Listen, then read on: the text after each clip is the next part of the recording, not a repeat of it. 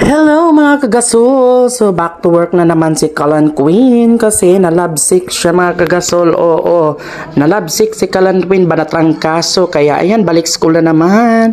At ay mga gasol ay naglalakad na po ako papunta sa daanan mga gasol at meron ako na daan ng tinapay mga gasol. Ayan, favorite ko yung banana cake mga gasol, masarap siya. At ayan mga gasol ay patuloy pa rin tayo sa paglalakad mga gasol papunta sa school. At ayan malapit na po ako sa Goodwill Elementary School mga kung saan ako nalipat at ayan mga gasol ang ating entrance at ayan papasok na po tayo at medyo maulan-ulan mga gasol. Ayan basang-basa po yun ang ating mga daanan mga gasol at ayan po magsiuwian na din po yung mga bata kasi mag-aalas 12 na din yung mga kagasol kaya uwian na ng mga bata na yan.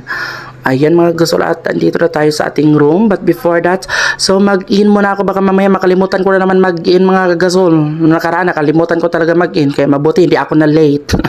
So ayan mga gasol ay mag-in na po tayo at maaga pa ako niya nakarating mga gasol kasi meron po ang sports akong ano niya mga gasol mga bata magpa-practice pa ng sports mga gasol. At ayun mga gasol ay nakapag-login na tayo 11:28 mga gasol so ang aga-aga ko diba so regular time ko ay 12 at ayun na tayo dito na tayo sa loob ng room mga kagasol. At ayun po yung mga bata ko mga estudyante ko mga kagasol ay unti pa lang sila at ayan nagsilapit nagsidating na yung mga kagasol at ayan si ma'am magpatulong siya sa akin para sa kanya promotion. At mga kagasol bago tayo magsimula ng ating klase ay lalafang muna si Kalan Queen, kakain muna tayo baka mamaya ay di tayo makakain sa sakit naman ng ating ulo kasi ang ating puhunan po ay ang ating kalusugan mga kagasol so kaya kakain muna si Kalan Queen. Ayan habang hindi pa nagsimula ang klase ay kakain muna tayo at ay mga kagasol ay meron akong dalang baon at natapon ng sabang mga gasol sayang meron akong dyang manok mga gasol na fritadang manok at tatapon yung sabaw na fritadang manok kaya hindi na pakinabangan mga gasol. Ayan so langhab na nga kaon lang dyan car sige Oscar kaon lang dyan.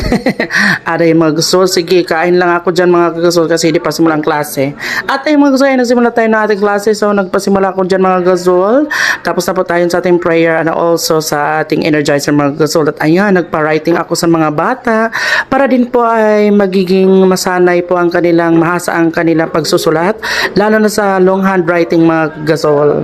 Ayan po so ayan ay nagsimula din tayo and nagdi-discuss na din ako dyan mga gasol ng aking lesson.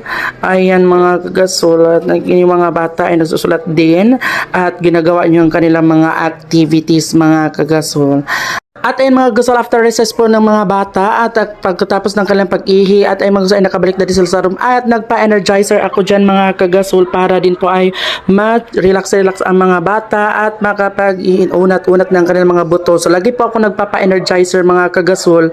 Ayan, para di sila antukin. At ay mga gasol tapos na din po ang ating klase mga gasol at ayan ay nagpa-ano din po ako dito ng Jesus sa Cruz. So yan po yung aking end song po para sa klase. Ayan mga gasol.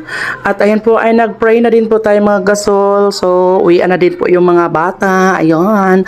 So behave lang sila yan ngayon. Bukas magulo na naman yan sila. Makulit yan sila mga gasol. Pero love na love ko yung mga bata na yan mga gasol. Ang cute nila. At ayun.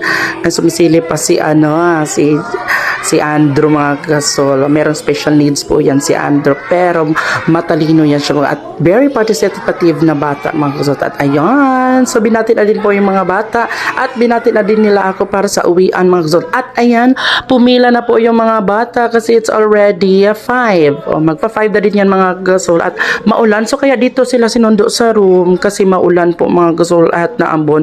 Walang payong po ang mga bata kaya dito na lang po sila nagstay sa room mga gasol.